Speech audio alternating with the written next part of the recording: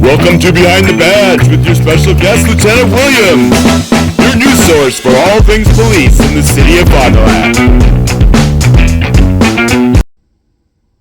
KFIZ today on a Friday. That means Behind the Badge, your weekly visit with Fond du Lac Police Departments. And today we happen to have Lieutenant Ryan Williams in studio, and busy time as always. You guys always got a lot of stuff going on, but especially with the holidays. And I know I saw some of the content up on your guys' social media page, and that would be Shop with a Cop that recently took place. Yeah, it's actually one of one of my favorite things to do, and the county, the Fond du Lac County Sheriff's Department actually runs the event, Shop with the Cop here. They do a really good job, but basically it's an opportunity for kids that might not have that opportunity to buy things, and for a cop to pair up with them, and we go shopping together. And I was able to participate with them, actually myself and one of our good friends, CSO Corbin West. We teamed up. I saw him in the photos. We had three brothers, so we teamed up.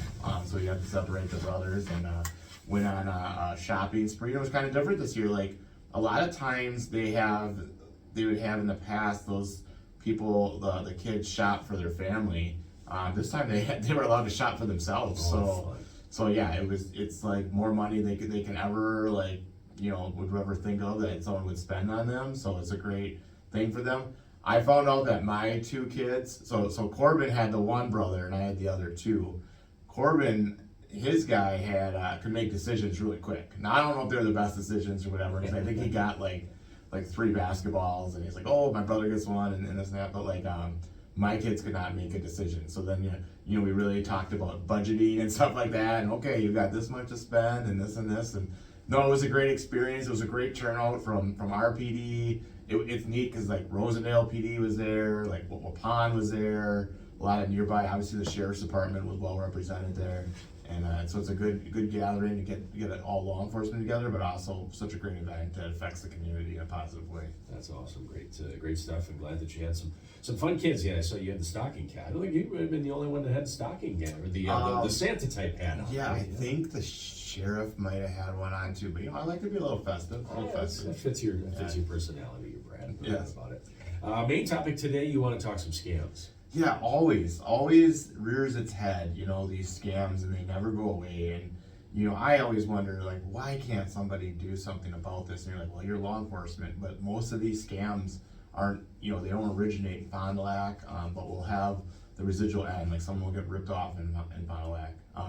One of the scams that just recently hit kind of close to our area is the classic it used to be like the Craigslist, but now it's like a find you buy sell trade or any of the buy sell trades that are out there, where you put an item up for sale and the person, they really want that item and they're willing to give you more money for that item.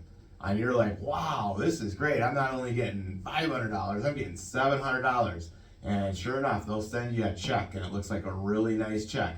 And they'll say, okay, well, I'm gonna write it for over. Can you just cash this check and then send the extra cash, for moving expenses or this and that back to me? And what happens is the check's no good. Checks take about 7 days to clear the bank. Right. And so the person that cashes that check is responsible for that check with the bank. So they unknowingly passed a false check, and meanwhile the person gets away with your money. So that's recently kind of been there, but anytime you buy anything from any of those buy-sell trades, like I used to say Craigslist, I don't even know if people use that anymore, but if that's still out there. It is still around. Okay, yeah, but even your eBays and all that stuff, be wary of people that want to pay more for an item, or it's better to deal with just cash and those things.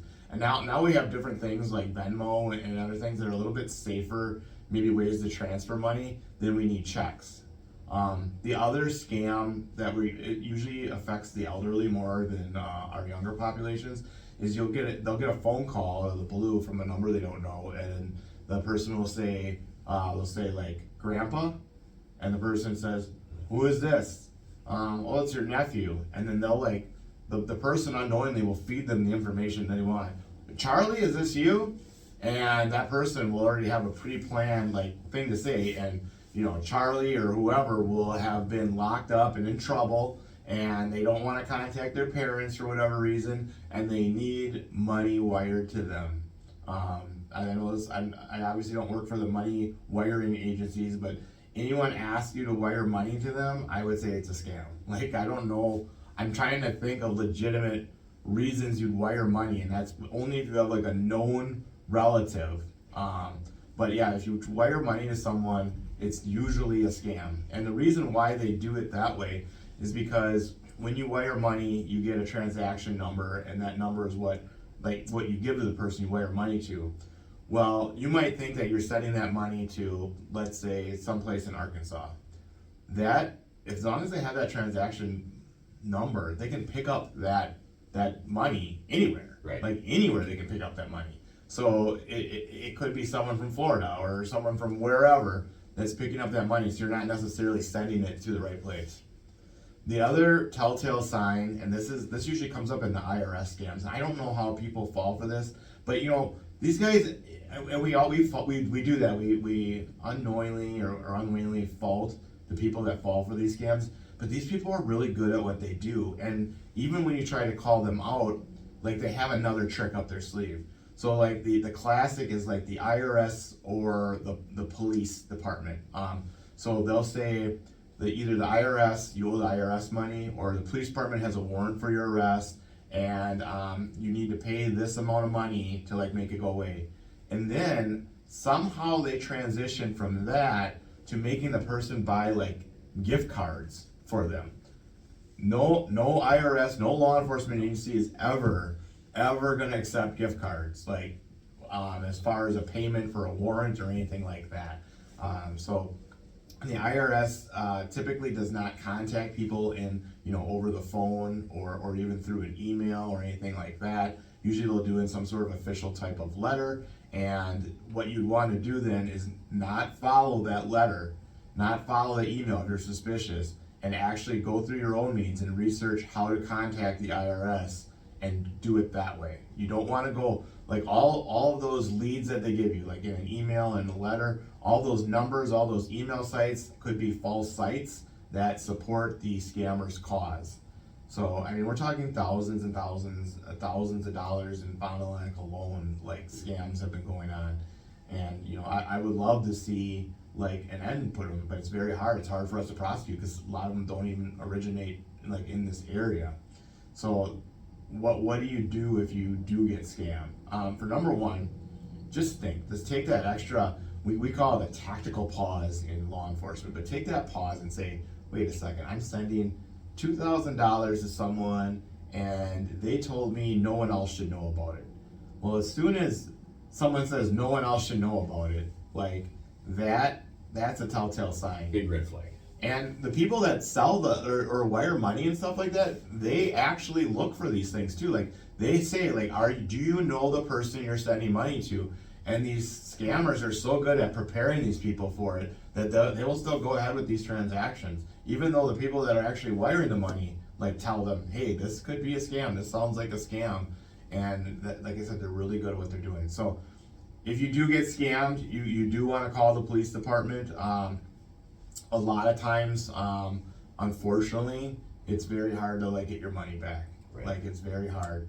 There's another thing you can do. So like, one thing, there are so many scams out there. Like, I could probably open, my personal email and see 1 billion scam attempts. We don't need to be called every time that someone attempts to scam you, because we would have so many calls. Can't follow up on all. You couldn't follow up on all of them, and there's little that we can do.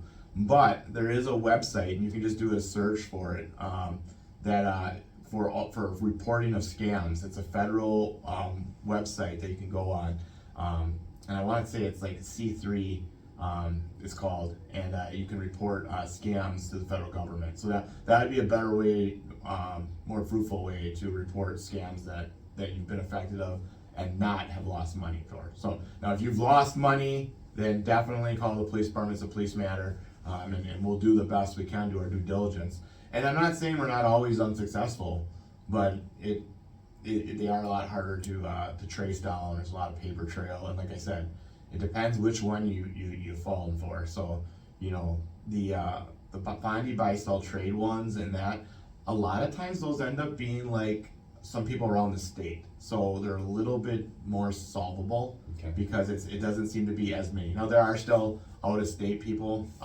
I do you go on those at all, like Bondi buy sell trades? And I all have that? not, no. So I did mine like on Oshkosh and all these other ones, and the latest one I've seen on there, and I'll be honest, I can't 100% tell you it's a scam, but since I'm on so many of them, I'm on like buy sell trades from up north cities, and they'll show pictures of like 10 different things that are for sale, and they're all very reasonable price, and they'll have like a 4-wheeler on there and like a lawnmower and like all legit like things, and it's always like, I got a new job, I'm relocating, like this stuff for cheap. And what they're trying to do is basically find items that are gonna appeal to like everybody, so they're trying to get as many people involved in the scam as possible. Right. But it's funny because knowing that I'm on all these other scams, I see the same thing on a different one, but it's a different story, but the same pictures and stuff like that. So anytime you see a deal that's too good to be true, it usually is. You don't want to fall for a scam and lose more money. Definitely not, you know, in these times, you know, everyone wants to save their money, and I hate for people to fall for this. So the last thing I'll leave you with is our parents, our elders, like they don't know as much as we know, right? And I don't know as much as my kids know about technology and stuff, but they don't know. This could be happening to your loved ones, your elders. Like let them know about this. Like let them know that these scams out there exist, so they don't fall for them, because they won't tell you. That's the thing. These scammers are so good that they will not tell you, and they are cold-hearted. They are cold-hearted people. I remember I was on a scam once. It was an elderly female lady, and the scammer wanted $1,000. I think it was the cousin scam or nephew scam or whatever. And while I was talking to her, taking her complaint, I'm telling her, this isn't real, this isn't real. The scammer called, and so I answered. I'm like, hey, this is Officer Williams from the Fond du Lac Police Department. You're not gonna call so-and-so anymore. We know this is a scam, you're done. And he goes, F you, I don't care about you, and says some very nice, not so nice things about the police. And he hung up. I'm like, okay, I don't care, that's the end of it. As I'm pulling out of the driveway, the lady kind of comes running out of her house. She tracks me down. He says he'll accept only $50 now. Yeah, of course. I'm like, no, that's how good they are. They're like, no, you're not paying this person anything. So make sure you let your elders know, because these scammers are good. Don't fall for it. Don't wire money. Don't buy gift cards. I mean, I don't understand how people make that connection. Like, Right. hey, but it's out there and people do, and don't fault them for doing it, because these scammers are good. So just keep your eyes out there. Great tips, great advice. Last thing, the elf game. How's this going? Still presently going on. As I hear, night shift has the lead. There's complaints that night shift has more time because there's not as much moving around at night. But I think we might have conclusion by next week. Hopefully, we'll see. Okay, sounds good.